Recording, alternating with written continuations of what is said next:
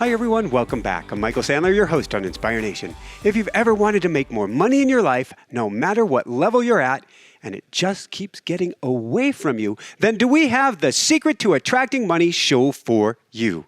Today I'll be talking with Joe Vitale, multimillionaire, best-selling author, a star on The Secret, and the author of a special read called The Secret to Attracting Money.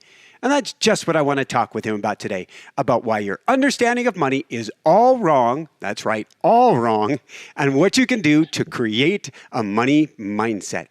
That, plus we'll talk about chasing monkeys, Rolls-Royce masterminds, Chuck E. Cheese and Superman, Fitaritas and margaritas, what on earth is Ode a liquid dignum, and what in the world angry squirrels have to do with anything. So welcome back to the show, Joe. Are you ready to shine? I am more than ready. I already got my batteries recharged. I'm all set to do it. Let's rock and roll. Woohoo! All right. Speaking of rock and roll, well, actually, how did you end up homeless and on the streets, Joe? Oh, great. You want to go all the way back to that, huh? You know how to start a party.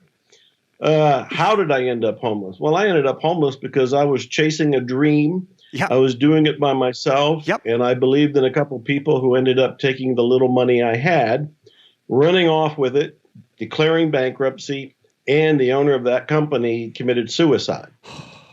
Back then, which was in the 1970s, we didn't have the internet. We didn't have a lot of the recourses we take for granted today. Mm-hmm. And I was left penniless, without options that I was aware of, and alone. And so because of what I thought was a wise strategy and some people that were on the dark side, I ended up homeless. So let's fast forward from there. I want to talk about the mindset of money. What would you say is the number one way that people are thinking wrong about money, and were you doing it at the time? I absolutely was doing it at the time, but of course did not know I was doing it at the time. Like everybody else, I was unconscious of my own beliefs, and I think that's part of what's going on with the world at large today. I say there's two reasons why people don't have money. Yeah. Two reasons why they struggle with money. Two reasons why they find it difficult to attract it, earn it, keep it, save it, invest it, or do whatever they want to do with money. Two key reasons. The very first reason is they don't like money. They think money's evil. They think money's bad. They think money corrupts. And so if they think money is bad, they're not going to want something bad in their life, or they'll allow it to come in for a short period of time and then they'll get rid of it. Yeah. So they will always struggle with money. So the first reason is they think money's bad. The second reason is they think they're bad. Their self-esteem, their opinion of themselves is that they're lacking in some way, shape, or form, or they're not good enough. So if they're not good enough to have good things, and money is considered to be a bad thing that could actually corrupt you, they're going to keep it away. Those are the two biggies. And yes, I believed them unconsciously way back in the 1970s too. Thank you. So unconsciously, if we're going to go to the second one first, you weren't feeling, and as many, all of us, I'm going to argue just about all of us, if we don't have anything in the bank, it historically has been very hard to feel we're a good person based on what we've been indoctrinated in, isn't it? Yes, and you pointed it out. You said it well right there, because we've been indoctrinated. We have been programmed innocently by people who were already programmed innocently, and we downloaded their beliefs about money. We downloaded their beliefs about deservingness. And so, yes, when we look around, like when I was homeless or in poverty, and we don't see the money, we immediately conclude we're lacking. We're not good enough. We're not smart enough. We're not talented enough. We're not lucky enough. That we are in fill in the blank, not enough. And so the self-esteem, the self-image, all of that sense of worth and value isn't there.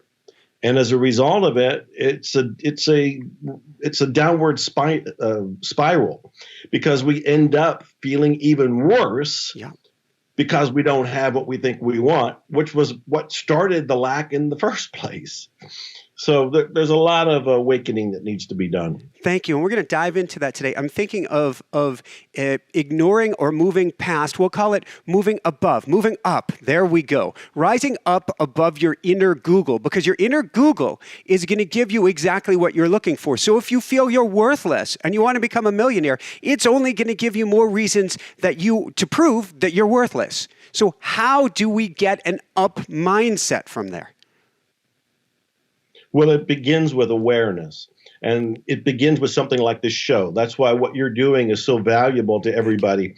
It can bring the knowledge, the wisdom, the reflection that, hey, wait a minute, maybe I have beliefs about money. Maybe I have beliefs about myself. And if I do, maybe I can become aware of them and maybe I can start to change them.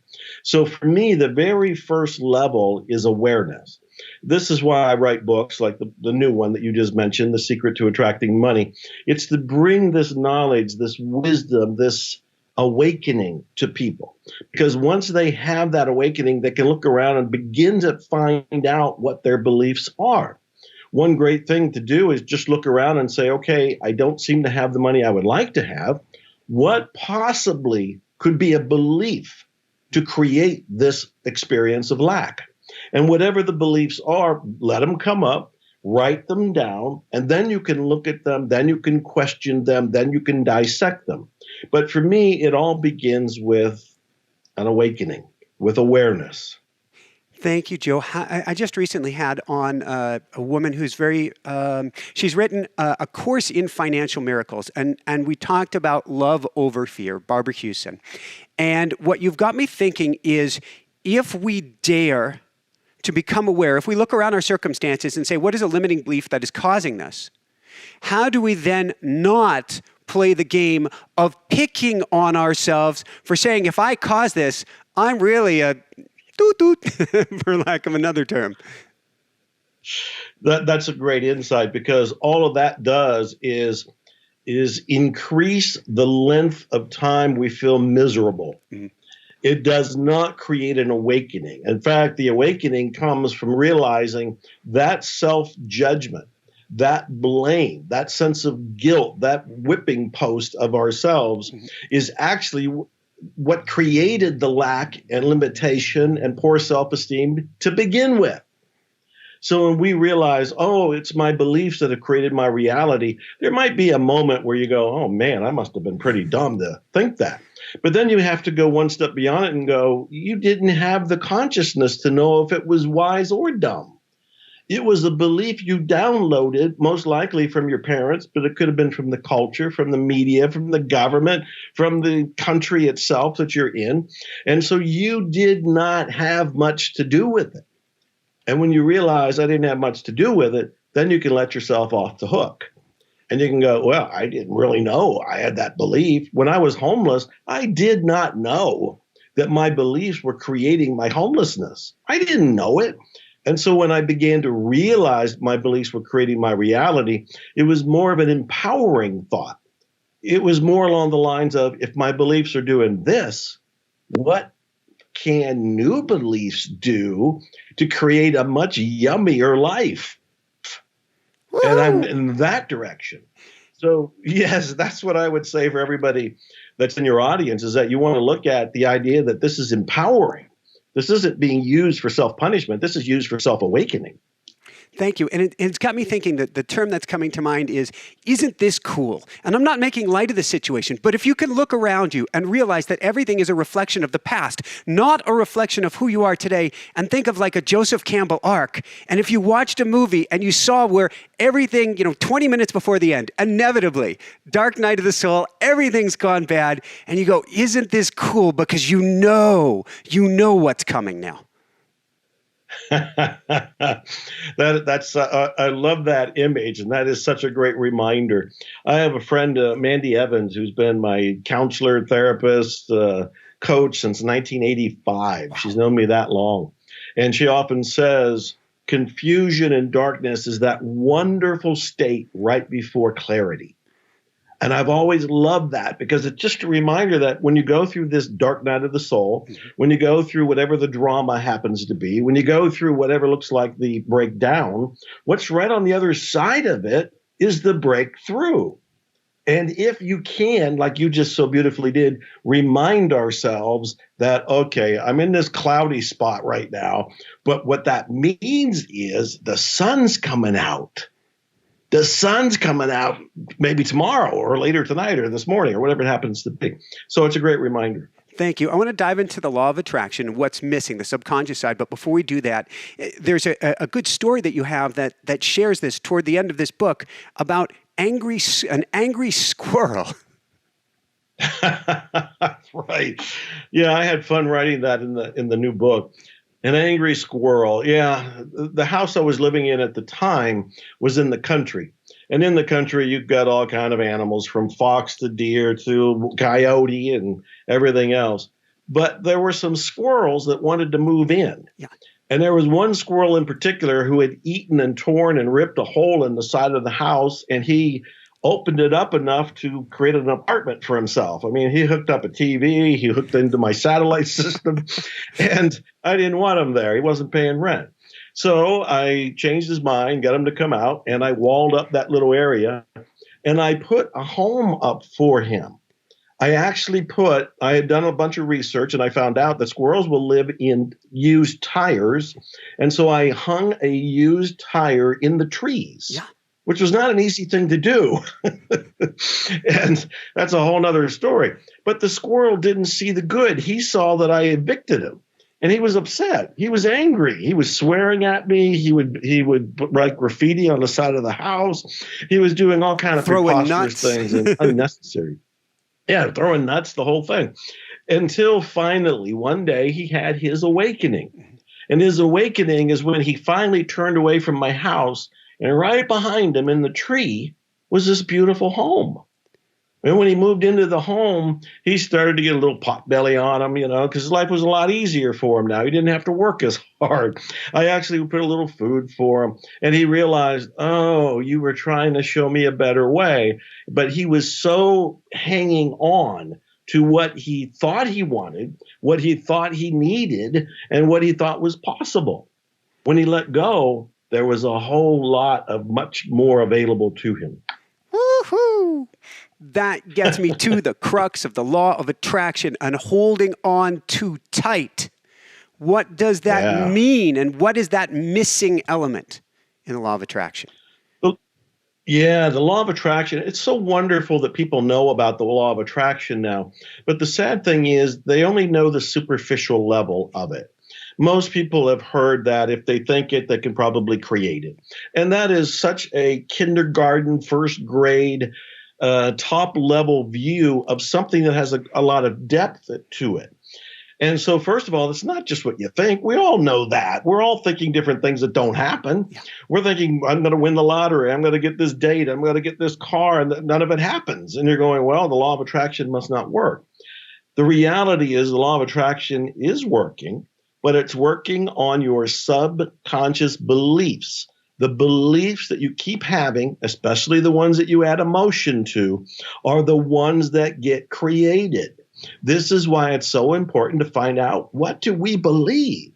What are we repeatedly, consistently fueling within ourselves on the unconscious, subconscious level? Because that's what's being created. This is also why when we go to change beliefs, we don't want to just fool around with the conscious mind and the beliefs that are there. We need to do the deeper work.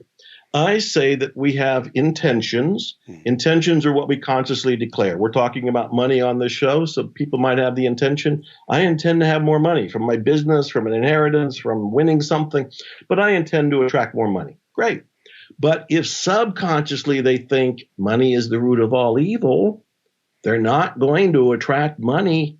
Or if they do, they're going to get rid of it like this, which is why so many people win the lottery and 1 to 3 years later, they're broke. They did not acquire the mindset to allow that money to be there. And the subconscious programming saying that money is bad or money is evil caused them to get rid of it. They didn't get rid of it by saying to themselves, oh, I have to get rid of all this money. They were glad to get the money, but they got rid of it in a self-sabotage, unconscious kind of way. So the law of attraction is real, but there's so much more depth to it. We need to understand that it is emotion, that it is the subconscious beliefs, and if we want to create any change, we have to change those subconscious beliefs. Thank you. So let's dive into the subconscious beliefs. Let's play for a minute here and say that you won all the money in the world. But you believe that's a lot of money.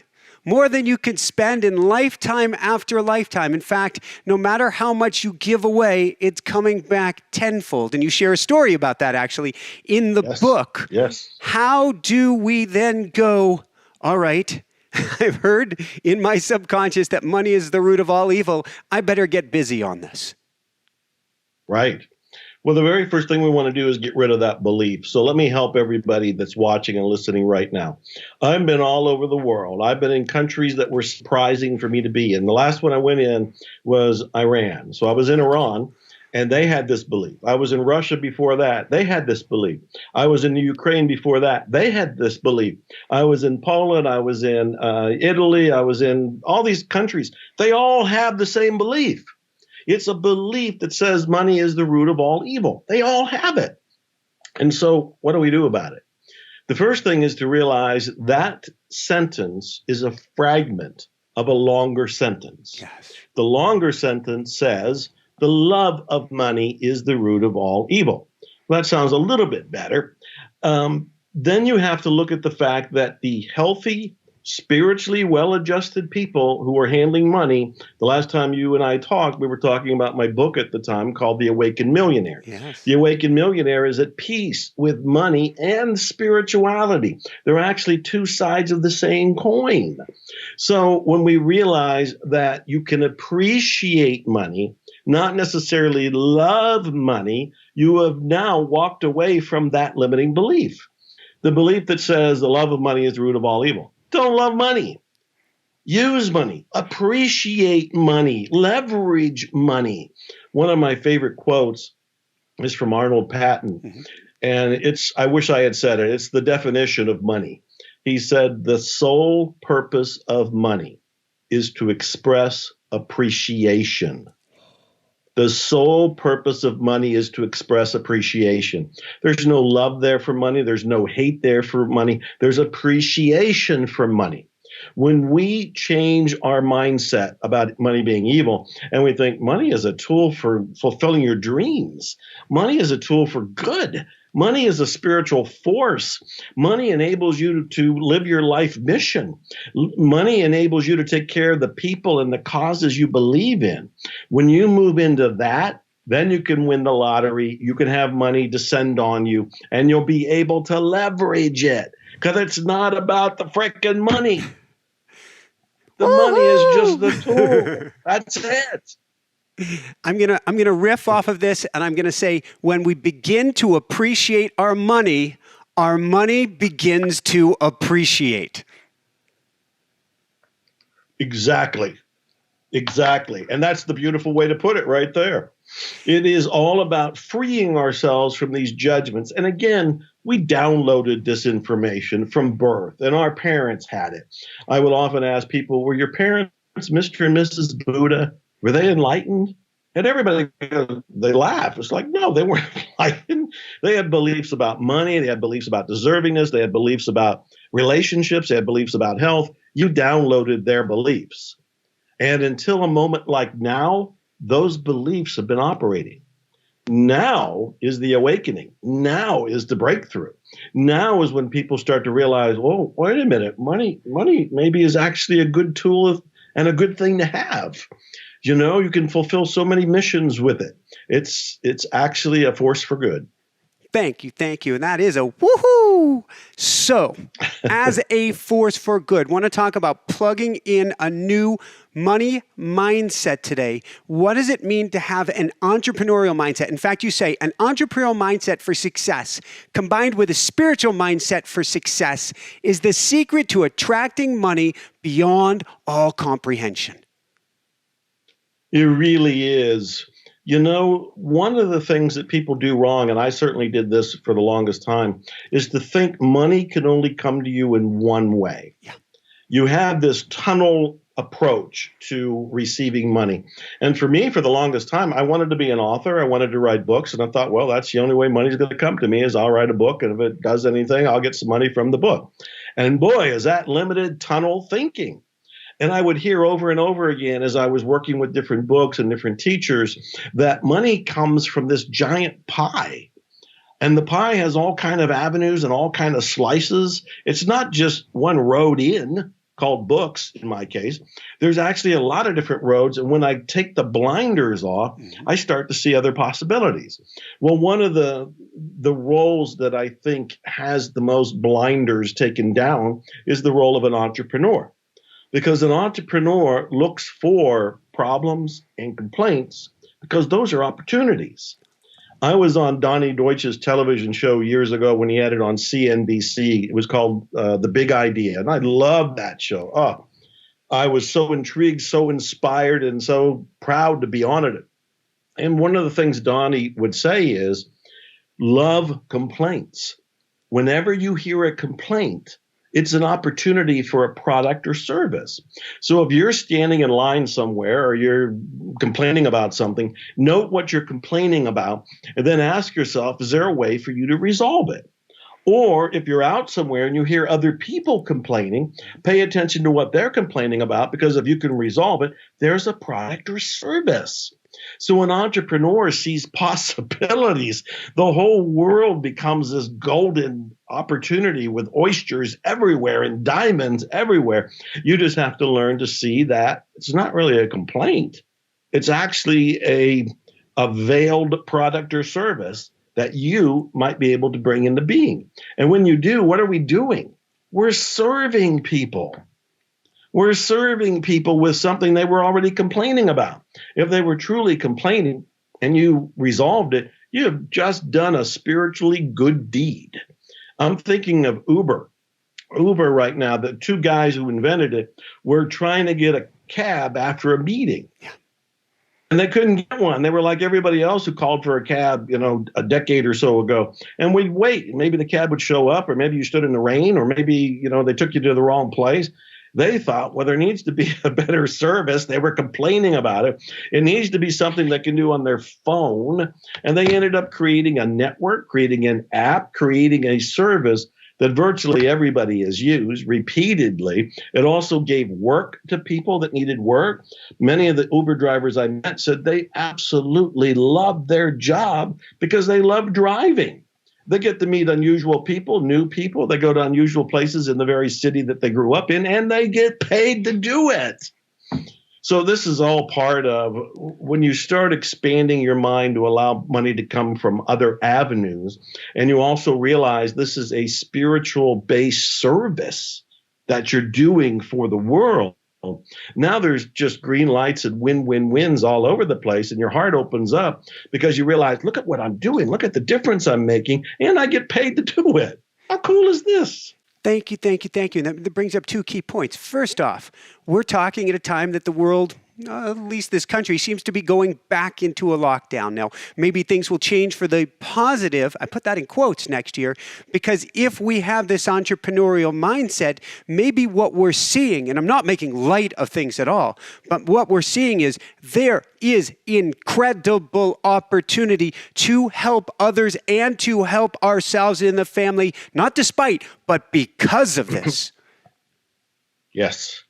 I totally agree. Well, I've been going on a lot of different shows, and I've been saying that the pandemic and COVID and all of this and lockdowns around the world is actually a divine conspiracy,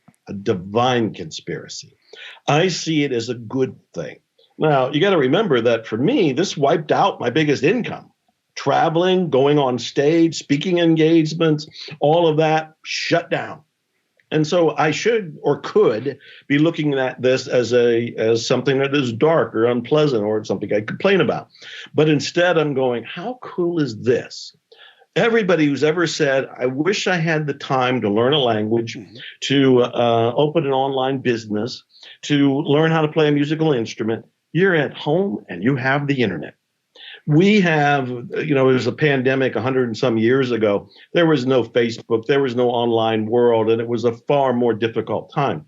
Today, we can stay connected because of all the online bells and whistles we have. We can still learn because look what you and I are doing. You're in one place somewhere, and I'm in another place in the country, and we're able to connect online thanks to Skype, thanks to Zoom. And even the events that were being canceled for me, we're doing them online. I don't have to even leave the house. I did one in Milan recently. It was supposed to be a live in-person event. Because of COVID, they canceled it, but they also put it online. Everybody was in the comfort of their home, including me. So I still did it. I'm telling people, we've been hearing, go inside. Now, go inside for the masses means go back in your house or your apartment or your duplex and stay there. Go inside to me means go inside. Go inside yourself. This is your time to meditate. This is your time to contemplate. This is your time to reflect. This is your time to originate some ideas, products, services. And we've been talking about an entrepreneur. I swear, anybody, any place can open a business online. Whatever it is that you already have as a skill, your education, your experience, something you've done in the past can be turned into a digital product of one sort or another. And if for some reason you really felt like, I don't really have anything I can turn into a digital product, you can find things that you are in love with that already exist that are for sale, and you can be an affiliate for them. And through your own word of mouth or virtual word of mouth, you can be making money selling somebody else's product. Now, I know there's layers to understanding all of this, but because Google is here and YouTube is here, whatever it is that you want to know about opening business online is possible. And if you really want to stay at home and meditate, there are all kinds of information on the different ways to meditate. I think that what's going on is actually fantastic. I'm not dismissing health concerns and people that have been ill. We have to take care of everybody. We have to take the precautions. But I'm saying there is a very positive side to all of this. And I really think the divine sent us to our room. It's kind of a timeout.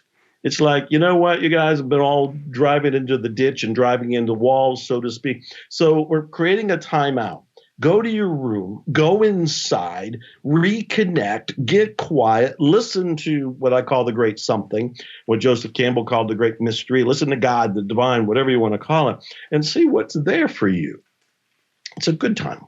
I love it. And speaking of this good time, people have time now to go inside. People have time to research, to look at all of these pieces. However, we get to help them past one key component, which is a belief in oneself. Oh yeah, Joe is saying that. Michael's saying it. They're both doing it. But look at me. I don't have the blah, blah, blah. It's the same as somebody who says, well, you come up to them and you're doing great and you've got your Rolls Royce and they're going, yeah, but I've just punching the clock. How could I possibly do that? Yeah, I love that you brought that up because we need to remind everybody of where both you and I have come from. You've already mentioned about homelessness for me. So going through homelessness means that I had a start that's probably less than where everybody else is at right now as they're watching or listening to this.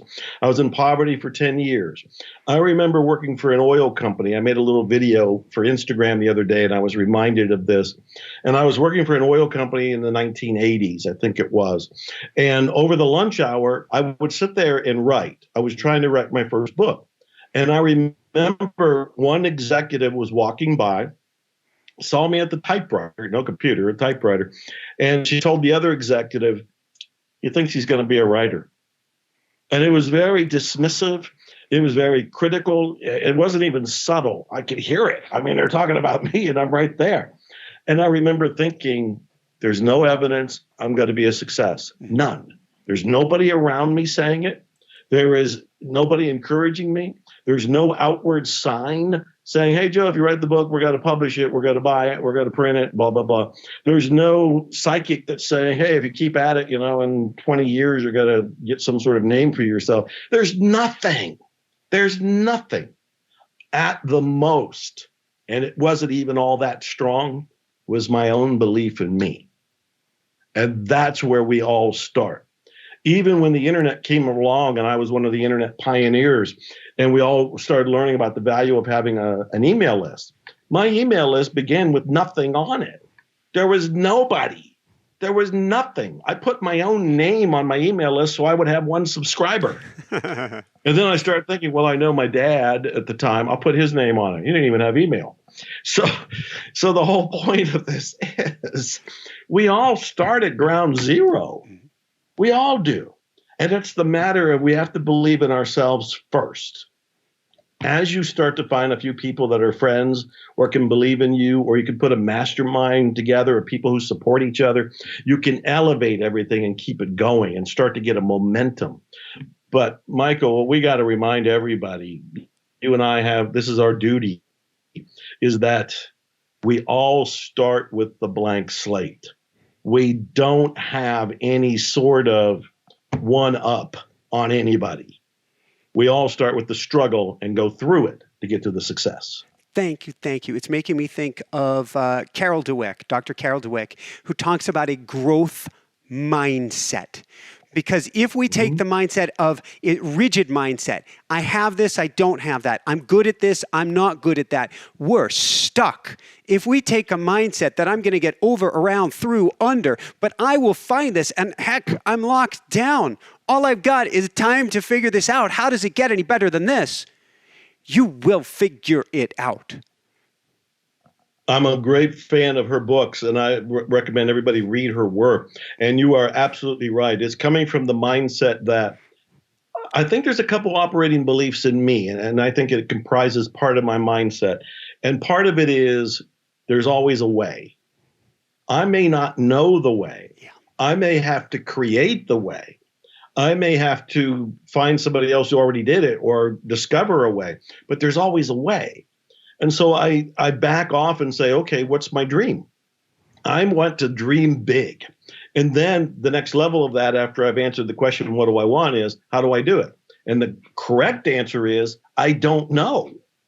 I don't know.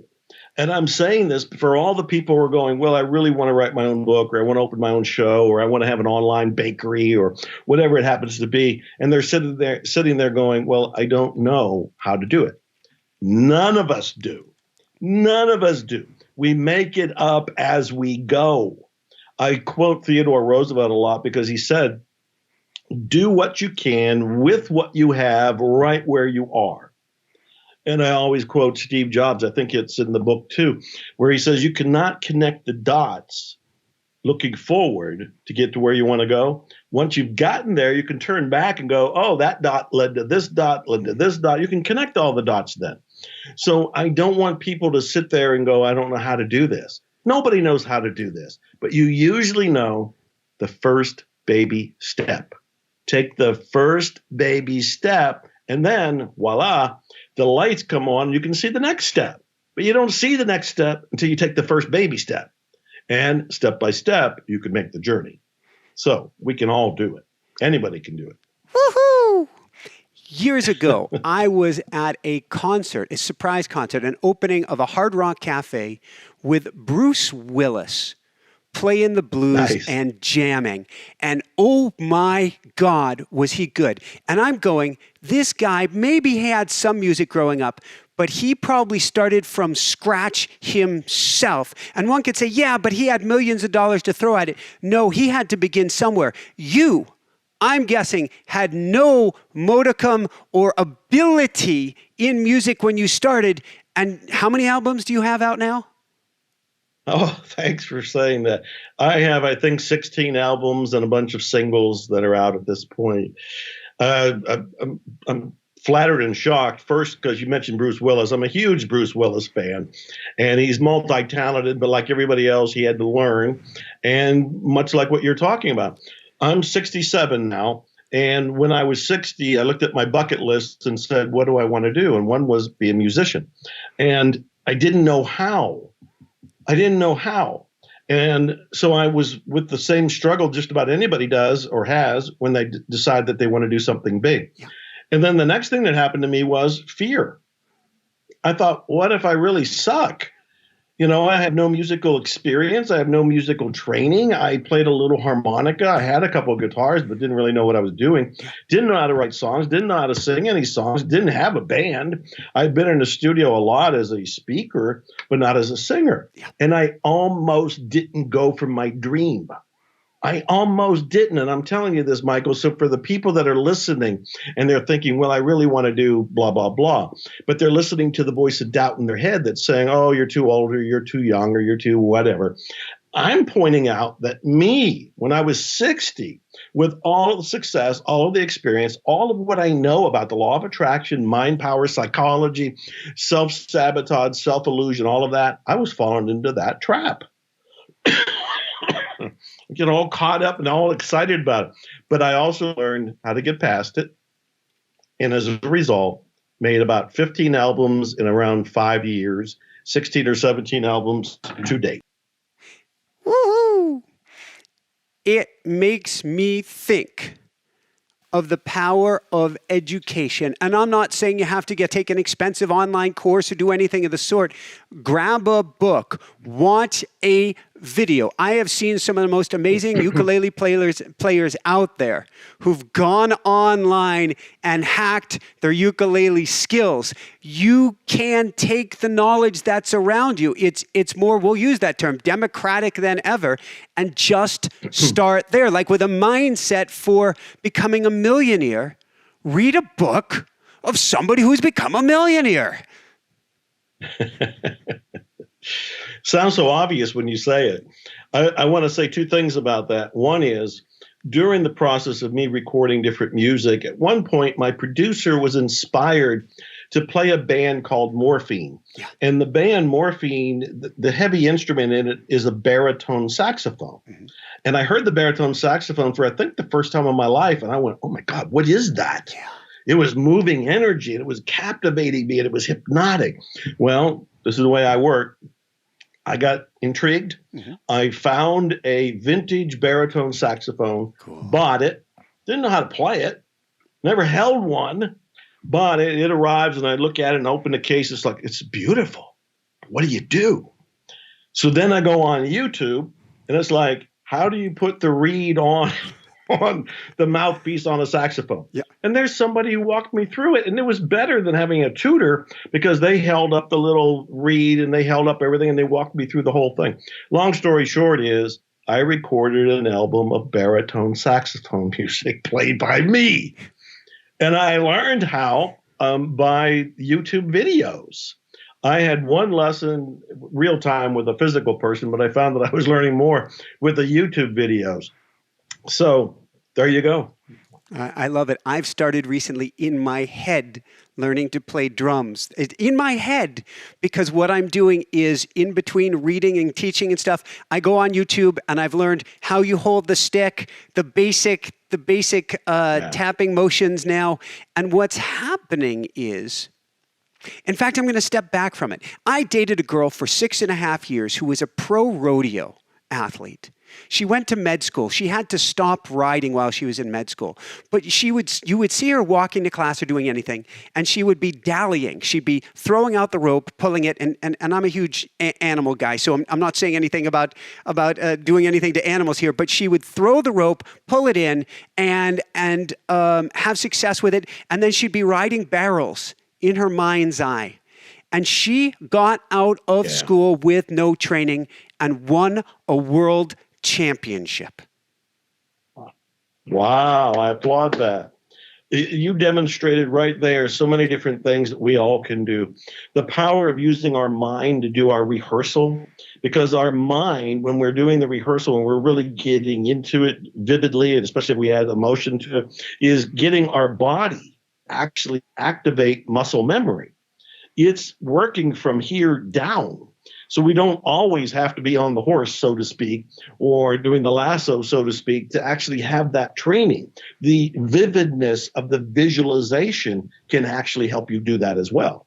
And there's plenty of science behind that. Since we're speaking of vividness, Let's talk about Nevilleizing. This is your term, and we had a Neville Goddard expert, Mitch Horowitz, on the show just a couple days ago. Let's talk about Nevilleizing your goal as if you've already achieved it. I'm a huge fan of Neville Goddard. Most people know him as just Neville. I've collected his books. I have a lot of autographs of his work. I have LPs that are recorded. Here's 2 different albums that he did in his lifetime. And the big thing with Neville is that he went beyond visualization. He wanted you not just to imagine that you're going to have money in the future, you're going to have the car, the house, or the job, whatever it happens to be.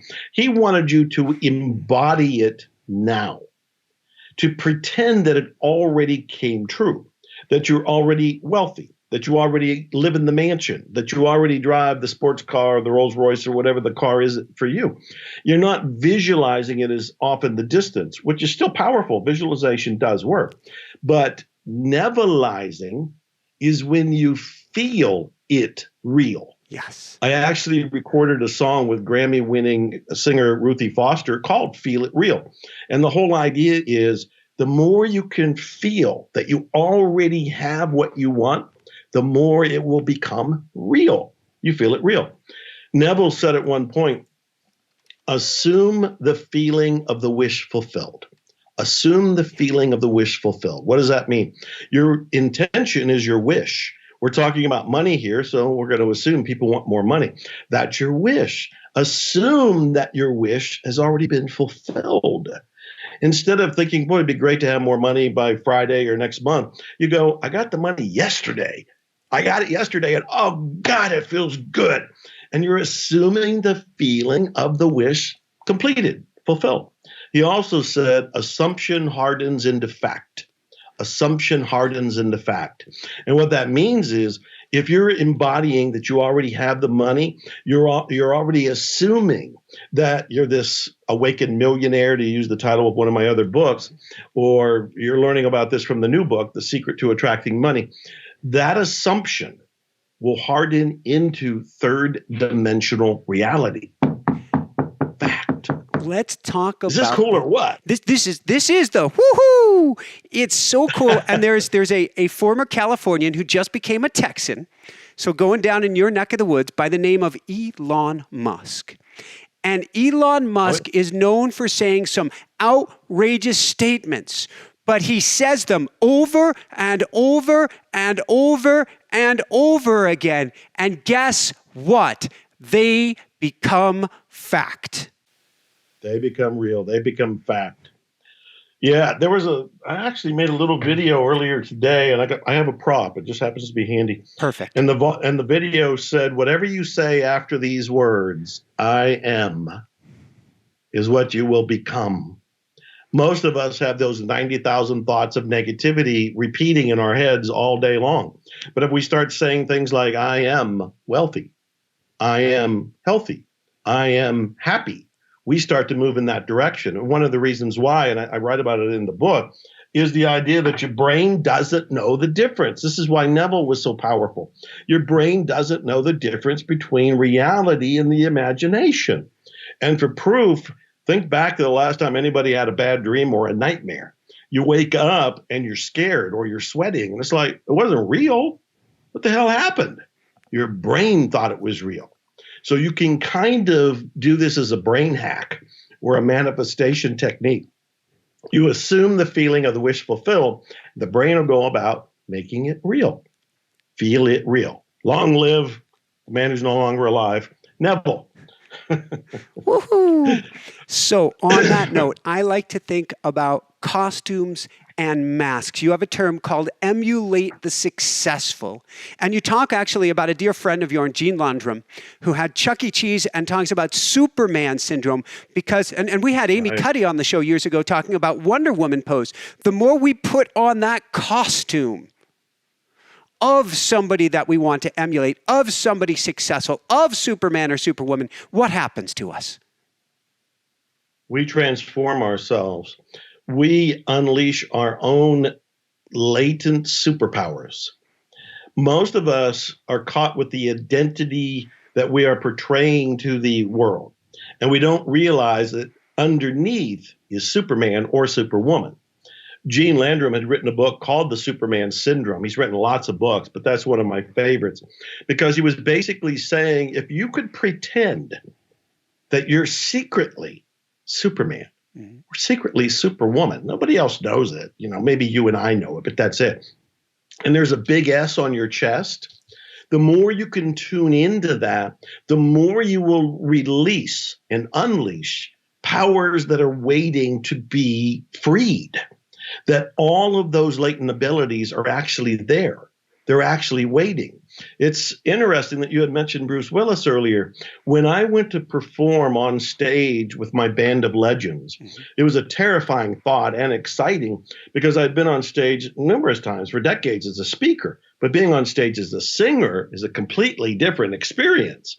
Being on stage as the lead singer, playing the guitar with your band is also pretty intimidating. It's exciting, but it's intimidating. Yeah.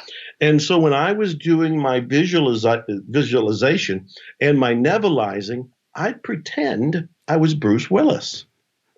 I actually had found there's a YouTube video where he's singing Devil Woman. Mm-hmm. Devil Woman, he's playing harmonica and singing. Oh, man, he nails it. He owns that stage. He's got charisma. And I'd watch it, and I would pretend I was him. I pretend that I could enter his body, like astrally possess it, to see what he might be feeling. And then as I would imagine that I actually performed on stage, when I nebulized it, I was, the Joe Vitale version of Bruce Willis, but I was taking those Superman qualities. That's how I was using the Superman essence. So you mentioned Elon Musk, or we can talk about Richard Branson, J. Paul Getty. We can talk about Andrew Carnegie. We can take some of the wealthiest people from history and just try to role play. What might they be thinking? What might they do today? I wrote a book on P.T. Barnum. There's a customer born every minute. He created an empire. We still know his name today, even though he died in 1891. I have taken on elements of him as a kind of my Superman when it comes to marketing, when it comes to being more of an outrageous publicist. So all of this is to say we have more power and ability, talents than we ever thought possible. And if we just pretend with a little bit of an acting technique that we are secretly, we're Clark Kent or Clarkette Kent, and secretly we're Superman or Superwoman, we can free those inner powers. Woohoo! When you talk about P.T. Barnum, people have got him wrong. What was his mission? His mission was to make people happy. He said there was the noblest art in the world was to make children and their parents happy. People mistake they will say, if they know Barnum at all, they'll say, he said there's a sucker born every minute. Truth is, he never said it, he never wrote it, never thought it. There was a competitor during that time in the 1800s who said it, and people attributed it to Barnum, but Barnum wasn't afraid of publicity. He thought all publicity just promoted his name, and if his name was out there, when he had the Barnum Museum, they'd go to the museum because they knew Barnum's name. When he had the circus, they'd go to Barnum Circus because they knew Barnum's name. But no, he respected people. He was actually a very spiritual person. I actually ended up at his gravesite, and it took a while to find because there's a little tiny marker, a little concrete marker from 1891. But the words on it said everything. It said, and this was his motto, "Not my will, but thine be done." How does it get any more powerful than that? Couple last questions, Joe, and then I need to know where to send people to get your book. What does creating monkeys and chasing them down the street have to do with anything?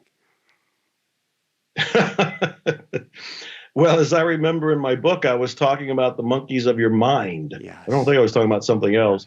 The monkeys of your mind. We have all those 90,000 thoughts that are going on here. And if we get latched on to any of them, we've just started playing with monkeys. And those monkeys will chase us up trees. They'll chase us down the street. We'll get caught up in the monkey warfare, and then we'll forget who we are. And what I like to remind people is we're not the monkey. We're not the monkey. We're not our thoughts. I have another book called The Awakening Course, which really goes into the idea that you're not your body, you're not your mind, you're not your thoughts, you're not your emotions. you're the witness to all of it. And there's great freedom when you break from the monkeys. Woohoo! And I have an expression to take and put a monkey in the wheel. Use your thoughts and interrupt. Get a pattern interrupt to whatever is going on so that you can step back and go, wait a second. Am I awake? Am I conscious? Am I consciously choosing each step right now? Excellent. Yeah, I applaud that. Thank you. What does aude aliquid dignum have to do with anything?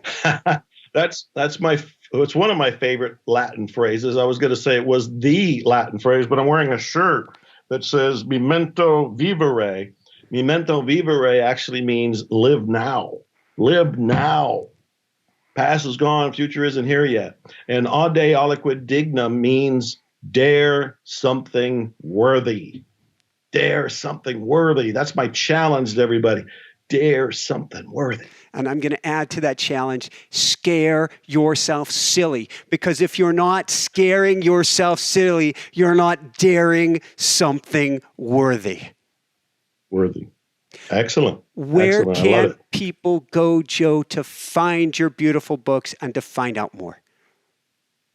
I just go to Amazon. Type in my name, Joe Vitale. I've got a lot of books there. The one we've been referring to is brand new.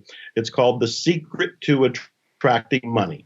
So type in The Secret to Attracting Money. It's got to come up as a book, Kindle book, audio version of the book is all there. And my other books that we've referenced. I would just say go to Amazon and have fun. Thank you. What are you working on now or most excited about now?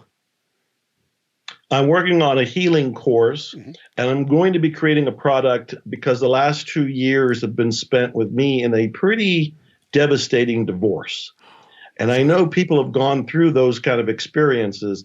And so I want to create something to help them have light as they go through what could be a very dark time. Awesome. I'm so sorry, but I like going right back to the beginning. I don't know if you can say, how cool is this? But something really, really special will come out of it.